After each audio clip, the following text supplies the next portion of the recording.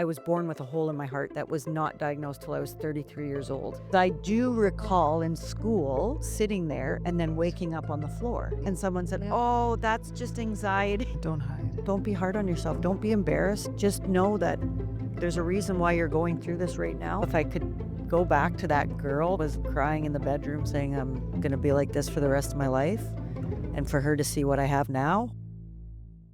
There are people in this world who are naturally gifted, and then there are people who are gifted because they work for it. My guest today, Tammy Ray Rourke, is both of those things.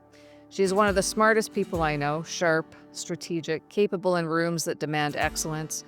But what most people don't see is how hard she works behind the scenes to be that person. The preparation, the responsibility, the quiet pressure she puts on herself to get it right. She is fiercely loyal, the one you can call when you need something handled, whether that's looking after your dog, navigating a crisis, or building an estate plan. She shows up every time. But what makes her extraordinary isn't just her intelligence and her competence, it's that she carries real health challenges and still chooses to lead, to help, and to contribute. Today isn't about a resume, it's about the woman behind the capability, the strength that's been earned, and what it costs to be the strong one in the room. So welcome, Tammy Ray Rourke. I'm really glad you're here. Thanks for coming. You're gonna make me cry. Oh, second one today. Didn't mean to do that. Yeah. Yeah, geez. I sure like to meet this girl. Yeah. So when people look at your resume, obviously they'd see a very serious operator, right? Like telecommunications, real estate, multiple businesses, financial advising, board leadership. But before we get into the personal kind of piece of your story, I want to understand the builder behind all of that. So you built companies across several different industries, but what first pulled you into being an entrepreneur? Well, since I was young, I've always felt like I was an entrepreneur. One of my old stories way back when was when I remember Corona, Yeah. Corona beer. Well, back in the day, the dollar store used to sell Coronas, and it was just keychains and Huh. like just Yeah. whatever. And eBay was a real big thing. So I went down to the dollar store and I bought all these things up for $1 each. And then I put it on eBay and sold it. So I was like, there's got to be other people around the world that don't have access to this. Huh. And it And sold. that's what you did. Sold. So you were reselling, buying and reselling Corona keychains. And like covers and like shirts and like How old were you? story dollar store. Oh gosh, I would have been 18, 19. Oh yeah. So you had that flair then. Yeah. Yeah. Yeah. Liked I always liked the thought of the process, right? So Yeah. but if I wanted to do that, I had to make money. Do you like sales? Um, yes and no. Yeah. Yes and no. Back in the day, when you were a salesperson, you were respected because Yeah. you were knowledgeable, Yeah. right? Like I remember in the old days with, computers, people would come in and ask about something and I would go back and lick my finger and go through all the papers and grab each 8.5 by 11 paper and give it to them and say, here's what's inside the computer. And you were respected, right? And unfortunately in this day and age, consumers are more smarter than the salespeople Yeah. because of the vast knowledge, right? And so it's not always about the sale. Yeah. It's the aftercare. That's where we've lost it. It's the aftercare, right? You can make a sale any day long. Yeah. Consumer walks in a door, they already know what they want, That's a right? good point. Yeah. But you got to look after them afterwards. Yeah. And Because you that's want where them we to lost. come back. Yeah. Well, and you want them to be looked after, Yeah. right? Like, And talk well about the experience they had and everything exactly, else. you Yeah. know? And that's Yeah. like in the industry I'm in right now. It is all about becoming a partner and working together as a partnership to Yeah. make their lives better. I mean, I could tell you, hours of stories about customer service that I think is, Yeah. I'm not sure where it's gone, but like I took a customer service course in my early 20s. And I mean, everything we did was to try and satisfy, the customer and help them and stuff. And I can't tell you how many experiences I have when I ask somebody something and they just go, no, or we don't have that. And you're like, right. So Yep. is there someone else we could ask? Yeah. Was there someone we could talk to? We're like, is this just where it all ends? Well, there's a leverage opportunity right there, right? Yeah, yeah, for Yeah, sure. create a new product to accommodate them. Yeah, yeah, If you don't have it, make yourself have it. yeah. So you had Netset, and I'll let you tell us what that is, but it grew into one of Manitoba's leading rural telecom companies and eventually sold for more than 50 million. So what did you learn during that experience about building something from the ground up? Leverage. So explain that. Well, I have been very blessed, that I did come across a gentleman by the name of Charlie Clark, which most people know in our industry, and what that man could do with a penny Yeah. is just amazing, right? Ah, You remember the old like, back in the day, like, Saskatchewan, they had that paperclip kid that then he went and traded the paperclip for a pencil, and a pencil for a pen, and a pen for do not remember you need to that, look but it up. okay. Pen to a pad of paper to Yeah. this, and eventually he got a house. Yeah. Eventually bought a house. He leveraged it all the way up. Yeah. Okay. That is what Charlie did. Really? And as he built it and backfilled it, Yeah. I just kept running the operations. While I'm doing that, I was learning. I have my MBA, Yep. but I got my true MBA from Charlie Clark. But you got your MBA just a few years ago, right? Yeah, Or a little yeah, bit yeah. later, yeah, yeah. So all of your other education and learning and stuff came from working in the business, Yep, on the absolutely. business Yeah, as well. yeah, Yeah. yeah. Yeah. And I started off very operational, Yeah. and then as the company grew, we backfilled that with people that could be operational, and then I slowly moved up and started be learning the strategies and Yeah. all about not backdoor, but, like, strategic partnerships. Yeah. The behind the scenes The basics behind the running a scenes, right? business, yeah. Yeah, I worked in the business, and then I worked on it. And, so, yeah, based on, what Charlie's taught me, like, now I look 15, 20 years ahead and I say, "Okay, this is what I want in 20 years. Now I'm gonna work backwards." Yeah. Yeah. And don't be afraid. Just the only thing people can say is no, Yeah. right? And so then that's what Charlie did. He just went out and we just kept applying for grants. We kept growing. We kept going. And yeah, it blew up. Yeah. And we filled a need Yeah. that wasn't there. Yeah. I mean, at the end of the day, that's what it was. But we had people that we would come into their community and they'd say, that internet, I don't think that's going to go anywhere. We're good." And Charlie was like, "Okay, sounds good. How's the highway coming in? Because you probably didn't like that either." So, it was, Yeah. we drove around knocking on doors, leaving pamphlets in Forest, Manitoba, him and I. Like, it was, and Those people are were, yeah, they were great just, memories. yeah, and they were just like, "What's this internet?" Right? Yeah, I don't think we had I look back now and I started, of course, my career in the early 90s, like working in business, and we worked on a DOS system. Mm, Right, at first, and I don't know if we had email even, and we would fax everything, and we had, like, a bag phone that we would take in the car when we would, like, go on trips and stuff for work, right? Like, nobody had their own cell phone and stuff, and, like, we were just like, "Wow, we got to take a phone in the satellite phone, car," and yeah, yeah, like, right? yeah, And, like, I don't think any of like, if you'd have asked us, I wouldn't have thought that, there was a phone that would fit in my pocket coming, right, never. that I could take everywhere.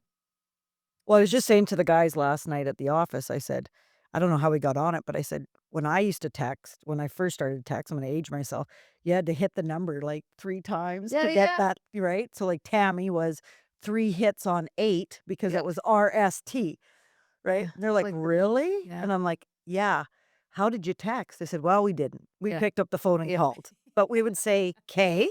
yeah. That's how all of these little acronyms came in. It's because you couldn't text fast enough, Right. right? Yeah, yeah. Like, you were On like, the old BlackBerry. "Oh I my." loved my I did BlackBerry. too. I was like, "I am never gonna use an iPhone keyboard. That is just ridiculous." Yeah, I liked the Yeah, BlackBerry, me too. but Barry still has a BlackBerry. really? Barry Cooper. Hi, Barry.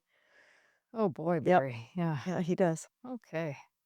Across your career of telecom, real estate, financial planning, there's a theme of strategy and systems, right? Mhm. Which you've already kind of referenced. So, how does your brain approach solving a complex problem?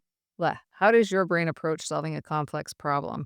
So, you've already mentioned that you look at where you want to be 15 to 20 years in the road and then you back that up, Yep. right? So, is that the kind of defining feature? That's very common in project management. That's how I run a project, is Yep. I look at where I need to be on what date and then I back it all Back it up. all out, yeah. Yeah. And then I also look at, and probably very similar to then is, I call it assets. So, Who do you need to reach out Yep. to get that asset, right? Right. And will there be a cost? Will there not be a cost?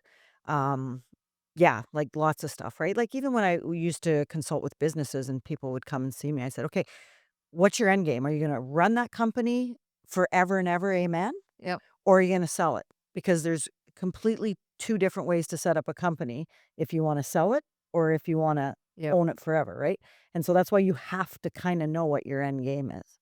And again, strategic alliances. I work with clients all the time right now in the financial industry, and I reach out and I pull different people in from different industries to help them achieve their goal outside of the financial, because at the end of the day, you need that support to get to that Yep. end game, right? So that's where I'm very blessed in my industry right now is I know so many people Network. in network Yeah. that I'm able to draw on all those assets, so they, Yeah. and I know it's a cliche, surround yourself with people that are smarter than you and you will be successful. And that is so true. And that's what I do. I Yeah. just pull all the people I know that are smarter than me and I say, can you help me look good? Yeah. And one day, if you need me, I'll try and help you look good too. Yeah. Right? Yeah, yeah. I think that's a great approach. Yeah. So people would often describe you as someone who prepares deeply. Most people know that you work incredibly hard to provide good value to people. So how is your work ethic part of who you are? Well, I was just talking to my son about this because he works for me. Um, I said at the end of the day, you my biggest thing is you do what you say. Stick to your word. Yeah. And Yeah. and that is so important in this day and age because what I found is and it comes from a lot of times from the consulting world is you sit in a room and you're like, yeah, yeah, we'll do this. Yeah, we'll do that. Yeah, we'll do that. You write it all down and then you go into the next meeting and you go, yeah, yeah, that's awesome. I'm going to do that. I'm going to do that. And you walk out and then you're like, okay, well, now I have to do these things. So I'm very strategic in what I offer and Yeah. what I can do. And I make sure that people are aware that this is what you're gonna get, and if there's something else that you need to get out of it, I'm gonna have to plan for that, Yeah. right? And so again, there's that strategy that comes in I like to under promise and over deliver, right? Yeah, and it's communication too, right? Like you understand the need, you set the expectation, you set up the network or whatever it is, and then you say like, but these things kind of are out of scope, right? So if you want those things too, then it's going to require some other things. Yep, Yeah. yep, So it's just a different kind of yep, approach, right? and you know what the other thing too is just be honest, Yeah.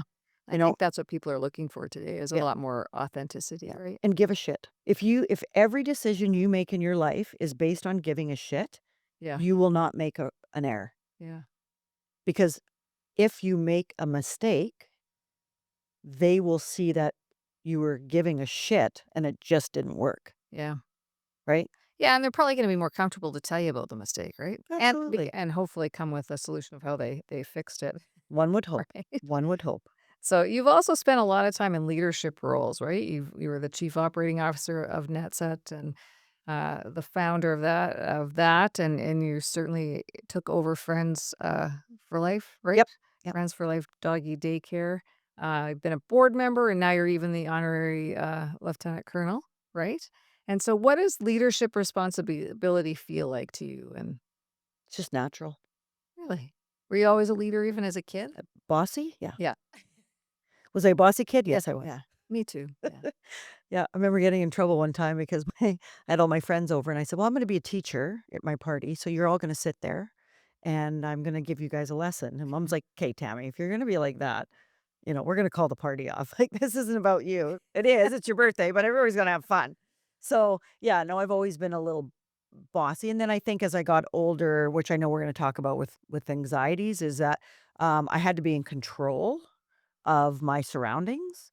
So, I just I think those 2 things combined, right? So I had to come in, Yeah. I had to control, had to be in control, and then, um and then as you get older, and anybody young listening to this, it will come.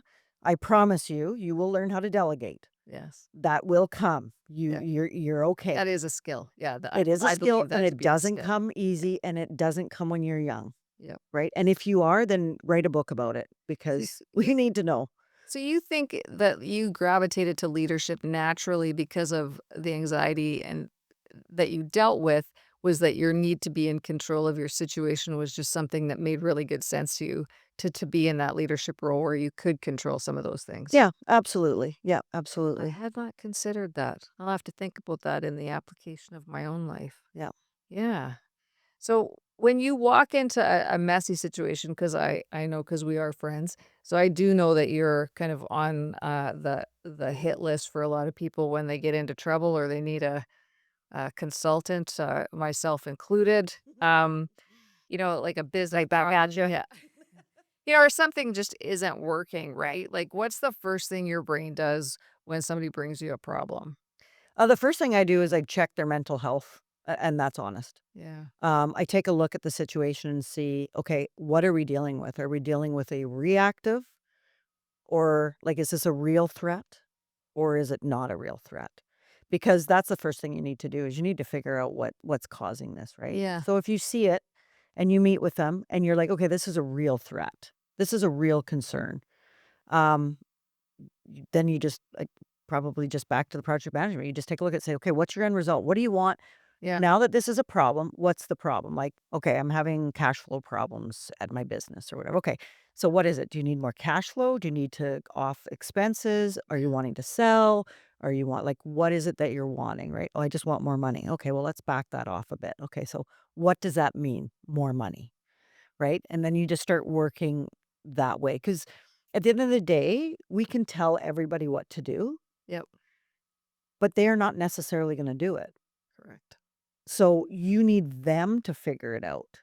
Yeah, You need them to come up with it, and then you just support them. yeah. So you just kind of walk them through it. You just walk them through. Yeah. Everybody knows what they need to do, Mm. right? We all know what we need to do. We're all, so 16, 15, 14, 12-year-old comes to me, that's a different Yeah, yeah, discussion. yeah, for sure. But somebody that has a business or has financials or whatever, they have already gotten there because they know what they're doing. Yeah, and I think even if you look at the different ages like you just described, it's still it can still be a very big problem for someone at that age of Mhm. 12, 13, or 14, right? And although we might see it clearer because 'cause we're on the other side of that, right? Like, I think At that age, it would be real. yeah, and I think what Yeah, you do a great job of is, one, you're honest, but you're not brutally honest, right? Like, I yeah, think, like, you're able to do that, but you're also able to just go, "Okay, yeah. great, like, let's Calm down. calm down, let's just take a look at this, let's have a conversation," and I think you ask good questions to try and get to the bottom of that, so Well, in business, you shouldn't make decisions on personal feelings. You should make yeah, it I don't on always do numbers. well at that, but You have to, I know, you do have to. because and I say to all my clients too, the bank doesn't give a shit Yeah. if you had a bad day. The Yeah, bank doesn't give a shit if you didn't fire somebody because you really like them and now you've got an overhead cost that you shouldn't have, yeah, but you just really like them. Well, the bank's going to go, "Oh, well, I really like you, so I'm not going to take yeah, mortgage out this month." yeah, That's just not how it works. yeah, it isn't how it No. works. So you have to, and I'm not trying to tell you to be selfish, but um I mean, you are an asset and you have to look after yourself too. Yep. You have to start to pull that apart and see, yeah, what's real. Yeah. Yeah, for sure. So what do you think is one thing that women should stop apologizing for, particularly in business? Well, we just talked about this again, and it's not as bad as it was years ago, but it's still there. When a woman is strong, she's a bitch. When a man is strong, he's strategic, Yeah, and you know, revered. and Yeah, revered. and And she's just a problem. she's a problem. Yeah. Yeah. And I just, I, I do see that in some men to other men as well. Don't Yep. get me wrong. Um, but that just drives me mad. Just drives me mad. I still get called bossy. And I'm like, yeah, I'm not bossy. I'm leading you, you dumbass. Yeah. Oh, me too. Yeah, You yeah, know? yeah. And you know some of the finer workings of that, but yeah, often get called bossy or pushy or aggressive or Yeah. whatever. And I'm like, so you could say the exact same thing and Yeah. and you're not considered that, but you're just supposed to not speak, Yeah. you know? Yeah. I have a friend that's in a situation where these other people, they're doing things that I think are business unethically, morally unethically. And when I have spoken about it in private with other people that are very much in high end leadership, or like, "Yeah, that's because they're really good business people, and that's where they got today." And I'm like, Yeah. "Wow. Wow, okay, that's fair." But the other one fighting on the other side is a bitch. Yeah. Okay, Yeah. okay, gotcha.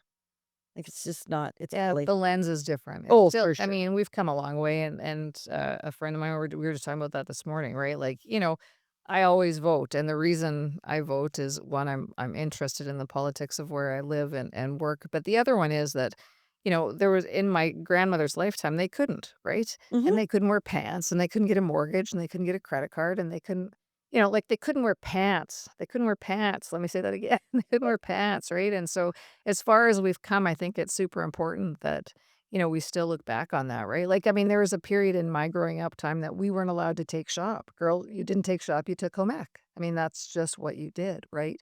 And I'm 55, but I mean, I'm old, You I'm in don't the look middle. it. I'm in the middle of it, but I'm certainly not at the end of it, I hope, right? But, it's still within my lifetime that there's been those battles that have been fought, right? Yeah. Like, yeah, 2 of my school chums went to, did a presentation. I think they were 15 at the time, or maybe a little younger, to the Brandon School Division Board. They did a presentation to the board so they could take shop. Yeah, yeah, they did that. So That is crazy. I know. So it's like it's, all these things that people go, "Oh, we've come a long way," and I think about that and I go, "Have we?" Well, and Yeah, I think I've told you this story. Again, Charlie, I'm gonna bring Charlie into this. I like Charlie. I love Charlie. So starting off when we started iNet, Yep, right? We were getting suppliers from all over the world. China, sure. Ukraine. We actually had people from Ukraine come out. Like there was a lot. And I'll never forget the one time I always brought a pad of paper with me because I always took notes. Not for anybody else, but for Yep. myself. And Charlie stopped me. He goes, "There's two things I don't want you to do in this meeting. I don't want you to take notes, and I don't want you to offer coffee because I do not want to set you up as a secretary in there. Yeah. You're the leader. You're in there. You're Mm, making decisions with me. Do not do that." And I was like, "Okay, I won't." And yeah. Charlie would offer the coffee. He'd come in and say, "Hey, can I get you guys coffee?" Yeah. Right? Yeah, I do get from him that he has deep respect for women and Oh, people that, absolutely, like, he yeah, does. Because like, yeah, and that's the thing. He's always been very fair that way. Like they used to yeah, call us the seen yin and yang, right? And we used to fight like cats and dogs. Holy jeez. But he would, at the end of the day, he would make the final well, maybe no. No, he didn't always make the final decision, but when I let him make the final yeah, decision, um, you know what? It was never like I felt like I was beaten down. yeah, It was you know, and he did that with everybody. yeah, yeah. And Laurel was very much an like a very important part of the start of the company. Laurel did Laurel's Charlie's wife. Yes, and Laurel did all the back end and, like, did all the accounting Yeah, and she put up with a lot with Charlie, right? So and I learned a lot about her, about being graceful and, when Laurel spoke, you listened yeah, because she didn't speak a lot, but when she did, you shut up and you yeah, listen and don't ever get her mad. So, it was nice to have that offset between those 2 as yeah, well, right? They yeah, taught yeah, me a lot. And they're still married and still madly in love with each other even after all of the building of the businesses and stuff, so it's nice to see they're a yeah, wonderful yeah, wonderful they're a good family. couple, yeah, Yeah. good people. So, we're gonna now move to the part of the story that people probably don't know about you and I don't think see. So while Mhm. you were building companies, raising children, growing yourself up into business and taking things on, you were also dealing with some pretty severe anxiety and phobias. So when did you first realize that you had anxiety? Like when did that Yeah. become? So there was 2 things that triggered it that we think. So back in the day, there was no counselor, like, nothing. Yeah. You just, this was out in BC, it happened, so, How um, old would you have been? I was 14. So the first one was so there's 2 things that happened, sorry, 3 things that happened all in a 3. So, um, a burglar broke into my house and went through the basement entrance, and I was coming home to get changed to go to, gym class at the beach in Summerland. poor me. Sounds like a good gym class. Yeah, and I went through the upstairs door because I knew it would be unlocked so that I could go to my room. Well, so I didn't see that the door was kicked in. So I walked in on the burglar, but the burglar was in the back end going through jewelry, and I went into my room, got undressed, and I looked over and my dog was shaking, and I said, "Oh, what's wrong, Tina?" And then I heard a Tammy, and I was like, "Uh-oh." So that was that, and they took off, and it ended up being one of our neighbors. So that was that, and then I had my anaphylactic reaction, so my throat closed during a Because you have meal. a severe shellfish allergy. Yeah, yeah. Are you allergic to anything else or just No, shellfish? just shellfish. Yeah, and stupidity.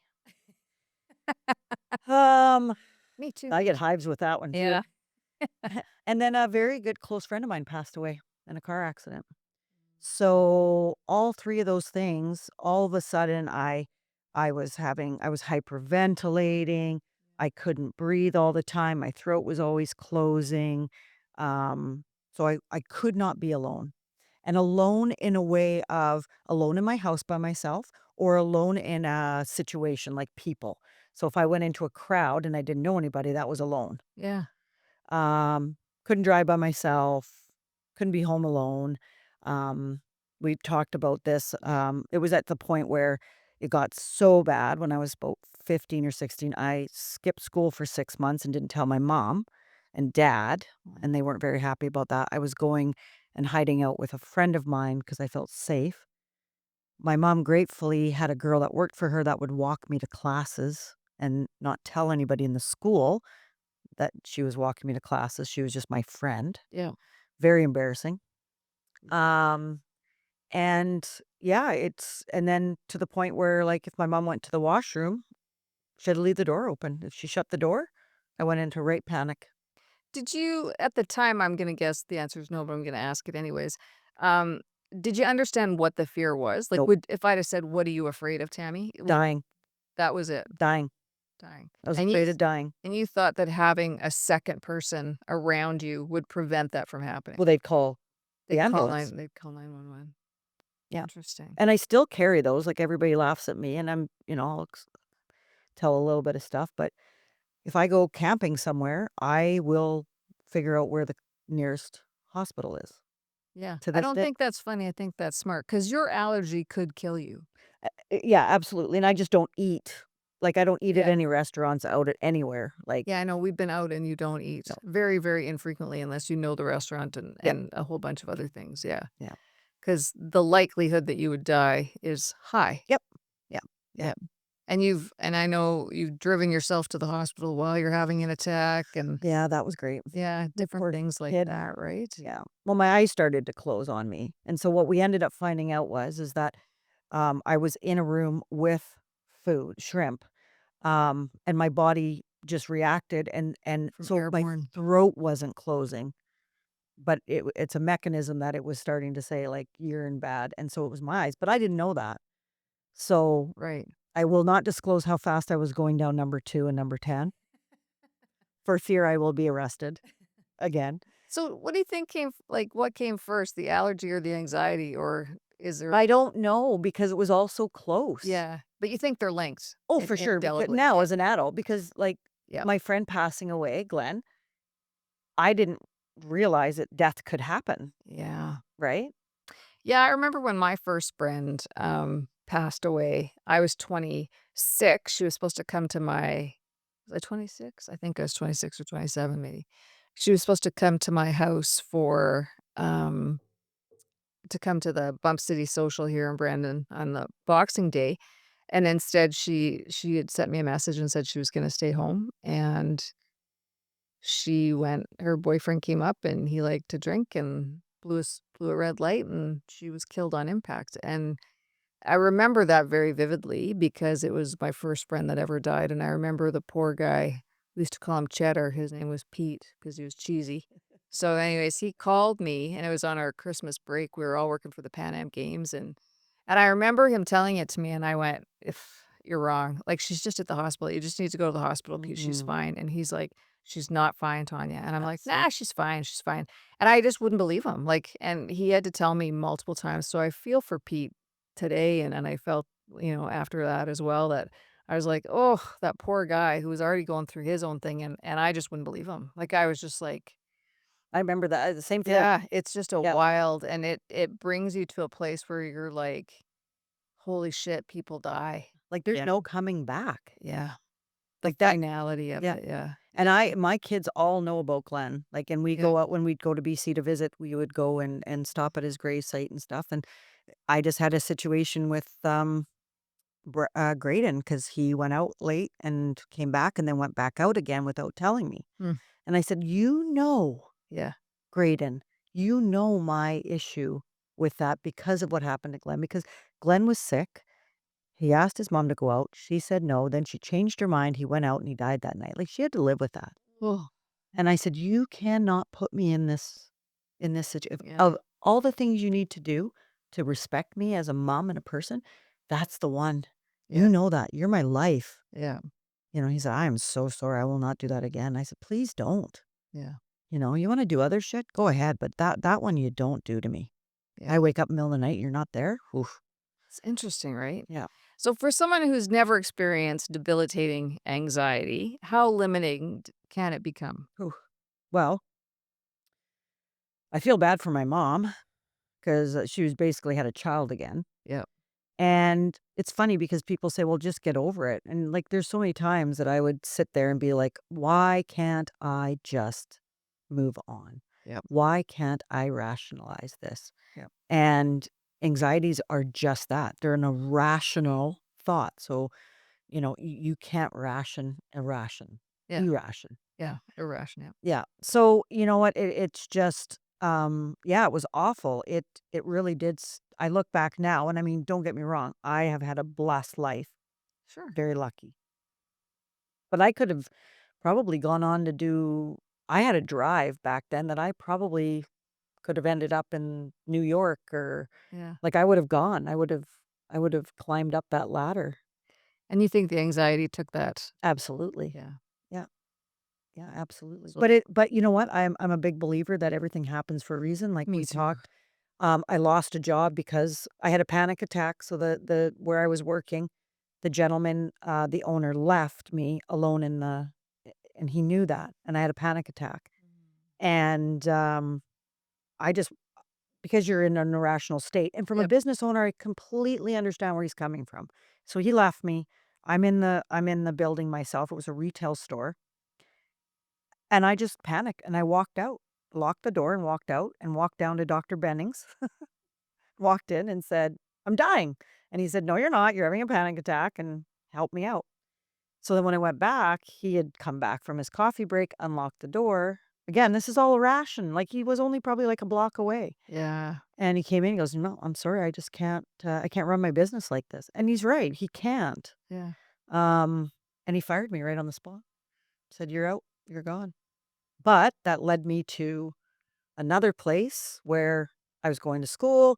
I didn't have money for a printer. And I said, "Can I answer phones on the weekends to pay for a printer?" They said, "Sure." And that was at Galaxy Computers. Yeah. And Right. that's That's how what's, you met Charlie. nope, No? nope, Galaxy Computers. I was there. And then I left there because I thought I wanted to be a CGA. And I met with Don Penny, and he said, "You are not a CGA person. You are way too hyper. There's no way you can sit in a box." My grandfather worked for Don Penny as an Oh, accountant, okay. and he said, "You know, love to have you, but Yeah. this is not your forte, Tammy." I said, "Okay, fine." But thank God for people like Thank that, God for right? Don. Who Yeah, tell you honest stuff. yeah, Yeah. a good man. Yeah. So then I went, and ended up the Andrew Brothers from Guild. They had a company called Juggernaut, and they Yeah. asked me to come and start that up with them, with Brent Baker. So I started that up and got all that going, and that's where I met Charlie. Charlie stopped by one day and And how old were you? 20? Yeah, 20, because we started Inet Link when I was 21. Holy. It was somewhere down there. Like, you look back on that now and you understand how young you really were. Oh my gosh. So Charlie obviously saw something in you, right? Yeah, well, that's what he said. He goes, "I walked in this door and there's this bubbly little girl bouncing around Yeah. saying," and then he goes, "Then she delivered my computer with a broken finger because I couldn't get anybody in the back to deliver the freaking computer. I was so mad." And I'm like, "I said it was gonna be on this day, and I'd broken my finger the day before, and I packed up that vehicle and I drove it Yep. down to Charlie and I walked in and I said, 'Here you go.'" Yeah. And I'll tell you, this is a great story too, and this will just talk to you about Charlie too and his opportunity. I wanted to make $2,000 a month so bad, so bad. Yeah, I know. Gross, gross 2,000. And I said, I went down there and he said, "I really like I think you'd be a great fit here."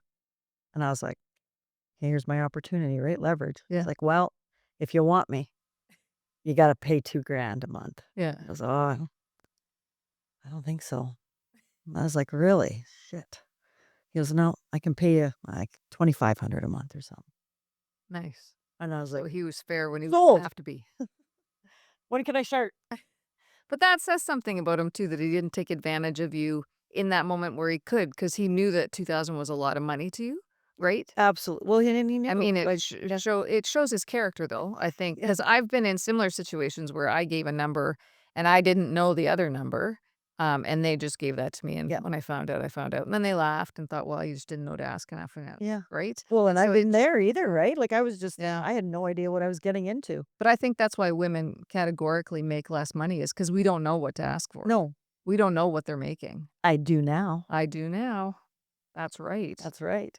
So how are you operating at such a high level professionally while dealing with anxiety? Like Good. when did you when what was the turning point for you, I guess? When I was 20, I went into, my doctor's office and I said, "Look, I'm sick and tired of living like this. I've done my own research and I need a prescription." Yeah. And she said, "What?" And I said, "Paxil." And she said, "Oh, it's new to the market." And I said, "Yeah." And she says, "Well," I said, "No, if you're not gonna write it, I'll get somebody else to write it." So that's an anti-anxiety Yeah, medication. Yep. changed my life. Really? Absolutely. Heartbeat. And do you still take it today? Absolutely will for the rest of my life, and I'm proud owner of it. So interesting, right? Yeah. Um, so I think I've probably always had anxiety, but I don't know that I would have known what it was, right? I Yeah. think I just had those feelings and whatever.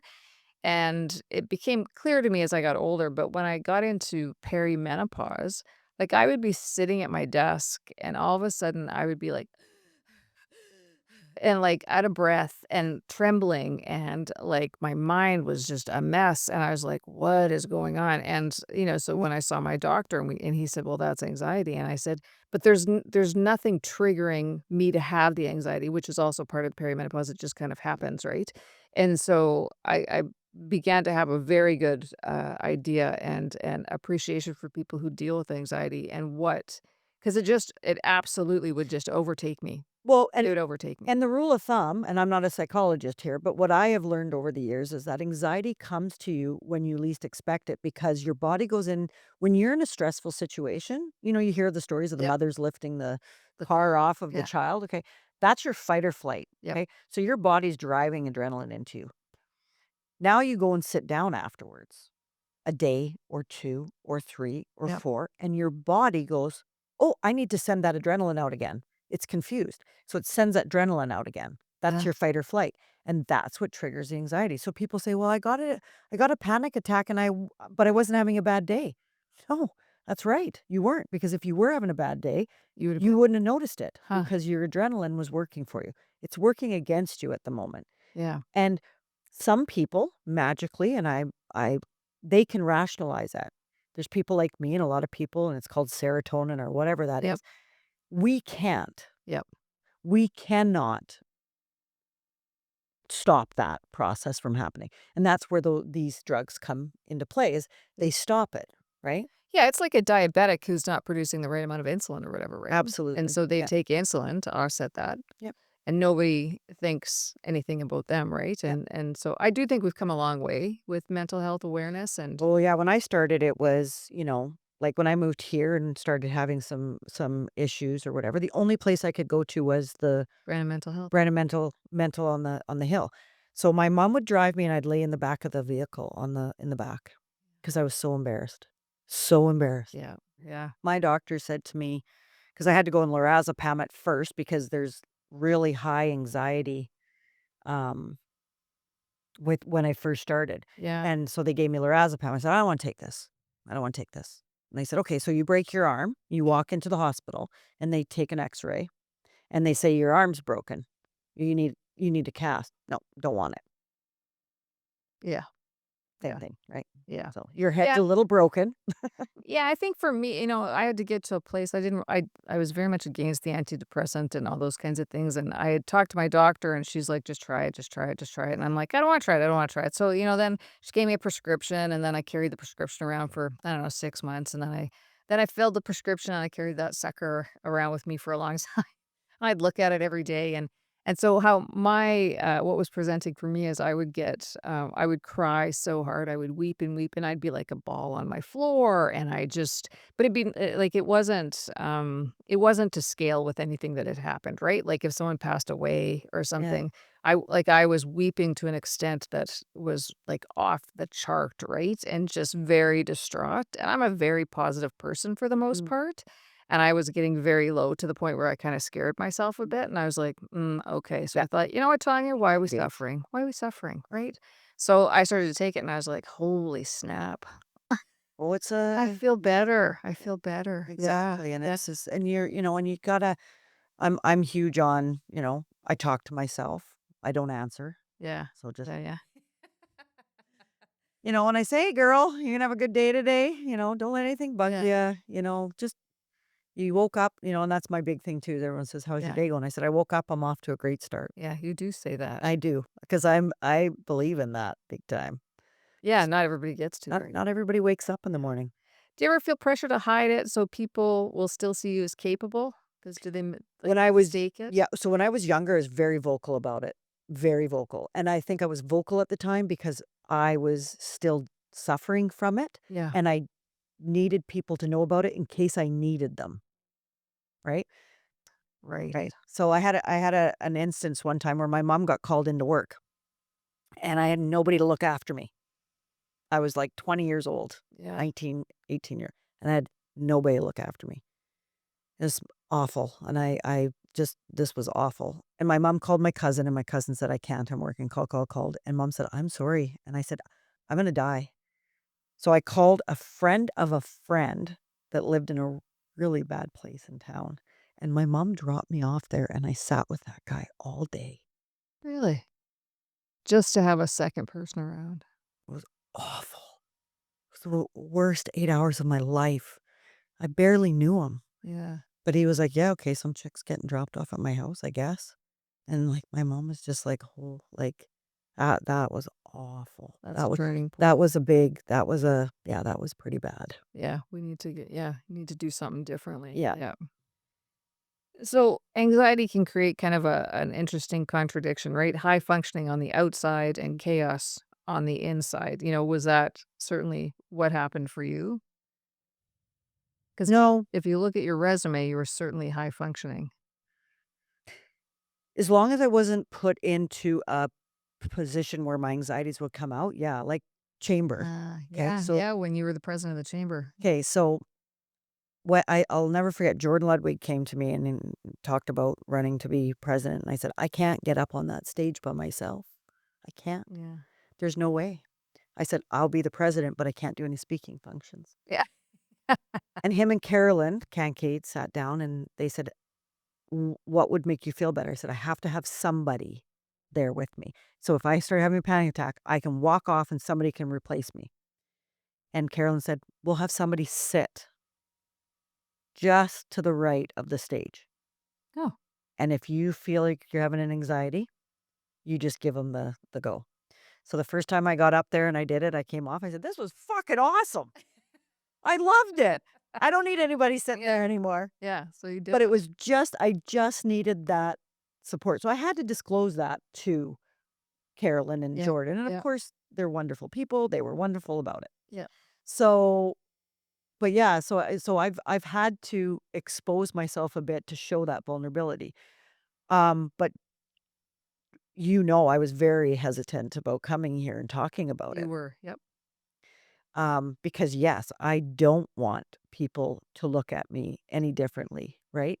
And, but fuck it. Yeah, It I think it's important, like, you and I talked about this, and you'd been very honest with me and disclosed a lot of things, and I just think I myself seem to find great benefit from hearing other people's stories and what they've gone through, and it just makes me feel, I don't know if a little less crazy is the right word, but, it just makes me feel a bit more grounded to other people around me, and I know when we had Amy Hyatt on, and she talked so deeply about her grief and and walked people through that, of how many people commented on that, I and have shared that story yeah, so many times to people and have sent them to this podcast. yeah, I even learned so much from her, and yeah. I yeah. So that's why I wanted to do this and just, not to put you on a platform to be, kind of talking about your personal life in that way, but just so people understand that like you can still have a very full life. There's tools and things available to you and, you're not the only one No. that's feeling like you're feeling. Although I think it can your world can get pretty small pretty damn quick Mhm. in those moments, right? So you were also raising children at this point, right? So how did anxiety, if at all, show up with you in motherhood? Well, uh, and I'm gonna disclose something today that I've never disclosed. So, I've always told people, and it is a lie, that I did not take maternity leave, and I went right back to work, and my husband at the time stayed at home, Yeah. and it was because I couldn't stay at home alone with the kids. My Yeah. anxieties Oh, came back during both pregnancies. really? Yeah. And is that because of the Hormones. Yeah. hormones? Yeah. Ugh, hormones. Yeah. So both children, um, and I did not drive with them either until they were Right. 3. You're afraid to. Yeah. Yeah. Well, Yeah. little humans, lots of Yeah. responsibility. So I missed out on that, Yeah. but I make up for it now. You certainly do. Yeah. They're good boys. And you had a partner at the time that was able to, Thank God. you're right, and Yeah. He took a lot of the he because it was new to him because I didn't when we married, he did not know or well, he knew, but I did not have those. yeah, he wouldn't have seen them. No, he knew about them Yeah, historically, yeah. but no, he had never seen them. So when I had Brett and this just came back like wildfire. Were you able to take your medication during pregnancy? Yes, yes, I did, but it doesn't. It doesn't ma yeah, it still has the effect No, afterwards, no, eh? it was probably 3 or 4 years after was just before I got pregnant with Graydon that it was finally I was starting to feel normal, and then I got pregnant with Graydon, and then Graydon's wasn't so bad actually. Interesting. Um, yeah, Graydon's wasn't so bad. I think because I had Brett. So Brett was like my mini safe person. Yeah, Brett was yeah. 4 and it was like, "Yeah, no," and so I was fine with Graydon. Huh. Um, but at that point in time, my anxiety still did come back a bit, but we also had Netset, which I did need to be back for. Yeah, But I could have stayed home, yeah, yeah. but I chose not to either. Yeah, I have other friends who, had children and, they're like, "Oh, yeah, I can't stay home, I don't love it." And But and honestly, I don't know if I would have yeah, been a good stay-at-home mom even if I didn't have my anxieties, yeah. right? But my anxieties made that decision for me. And I think that's fair too. Like, I don't know that it's for everybody, Yeah, right? So there's lots of different options and ways you can do stuff, and yeah. yeah. So you also have some other serious health challenges. So you also have heart issues, right? Along with your allergy and Just I'm just a, you're walking. I'm a walking. Did living with those risks, of the heart stuff and your shellfish we've already talked about, but add another layer to your anxiety? Yeah, so interestingly enough, looking back now, because I was born with a hole in my heart that was not diagnosed till I was 33 years old. Wow. Um, so they figured that a lot of my episodes that triggered my anxiety was my heart having issues. Because I do Oh, recall in school one time sitting there and then waking up on the floor. really? And someone said, Yeah. "Oh, that's just anxiety." And I was like, okay. So off the way I went to the hospital and they were like, and then I ended up in Emerge one time and the doctor said, "Oh, you must have drank too much caffeine." don't drink any more caffeine, Yeah. right? And what tools or strategies helped you rebuild, your life, that piece of your life, and kind of start to talk about it in the way you are today and other things like that? Well, I think it's definitely more accepted. Like, wow, wow. Like, I wish that it was accepted the way it was accepted mine. Um, the first person I went to see a psychologist, because they didn't really have like counselors back then, Yeah. decided that the way for me to get over it was to lock me in the room. So that was my first introduction to support in the health system. So they brought me in the room and locked the door and Locked. left and said, okay, so you're going to work through this. Holy. Yeah. Yeah. That was awful. Yeah. Yeah, for sure it would be. Desensitization, I think is what they called it. Yikes. So, and it just made it worse and I never went back. Well, for sure. Yeah. So, so those, so now, I mean, and the thing is too, is like I have a dear friend that was a male that was having a panic attack at a place, and another guy came up and said, "It looks like you're having a panic attack. Do you need anything?" And I went, "What? What? Wow, So somebody that's could recognize it. awesome." So for me, if I had a panic attack and I felt like I couldn't deal with it, I honestly feel like I could walk up to anybody and be like, "Hey, I think I might be dying here. Yeah. Can you just hold my hand? Yeah. Call my loved ones?" You know, Yeah, so I think there's no shame attached to it, right, for you, and so, not as much. yeah, that No. opens the door a lot to be able to ask for help when you need it and Yeah. stuff, yeah. What's something people completely misunderstand about anxiety? That it's fixable by just sucking it up. Good luck on that one. If we It's could physiological if we could, experience. we would. Yeah, If we could, we would. Do you really think yeah, that I want to look that I really wanted to hang out with some weird guy for 8 hours? Like, really, really? Like, yeah, really? That's how desperate you get at anxieties. Like, it's such a desperate yeah. That sounds like terror to me. well, it's a like, there's anxieties and then there's phobias, right? And Yeah, so and it just they go accumulates, right? yeah, Because I'm afraid of being home alone, so then as soon as I'm at home alone, I start to panic because I'm a home alone, and then I have a like, it's a circle, yeah, right? So, yeah, no, you can't. Like, don't ever say that to somebody. Be prepared to get a throat punch. yeah, at minimum. If somebody's listening right now who hasn't, left their house in days because the fear feels just overwhelming, what Mhm. what would you want them to hear? That it's okay right Yeah, now if you're not ready to reach out and get the meds or the meds aren't working, don't be hard on yourself. yeah, don't hide. Don't be hard on yourself. Mm, Don't be embarrassed. Don't. Like, just know that, there's a reason why you're going through this right now as much as, they probably are like, "Okay, what?" But no, and don't be shameful about it. Whoever you are, you're amazing, confident person, and you're surviving this right now, which a lot of people don't survive. a lot of people don't survive. So Yeah, I'd be proud that you are existing and little steps, right? Like, you don't want to go outside your house, go stand outside. Go yeah, stand outside for 5 minutes. And then when you go in, you better damn well pat yourself on the back yeah, because that is a huge step for somebody that has agoraphobia. Huge yeah, step. yeah, And be proud of yourself. Then just build on that. Don't say, well, I only stood out there for 5 minutes. No, yeah, you stood out there. yeah, You walked to that door. You opened that door. reframe it. Yeah. Absolutely. Yeah, I know with myself, I felt very shameful that I just, why can't I handle anything anymore? Like I used to be this person that could, take these things and manage all this stuff. And I was like, why all of a sudden am I becoming a flake? And my doctor's like, well, you're not a flake. No. It's just, it's happening to you, all these things. But I think the automatic reaction is that, I'm somehow weaker because this is occurring in me, right? Well, Which and how is, do you think men feel? yeah, Like, for sure. like that is a no-no Yeah. for a guy, Yeah, right? I do think that's getting better too. I've done some time in the construction industry and it's, there's more attention being paid to it now, but yeah, high rate of men with mental health issues that never get attended to, right? It usually ends in suicide or Does. drinking or drugs, Yeah, yeah. right? The volatility. All those things, and some women do too. Some women do drugs and alcohol or unfortunately take their life.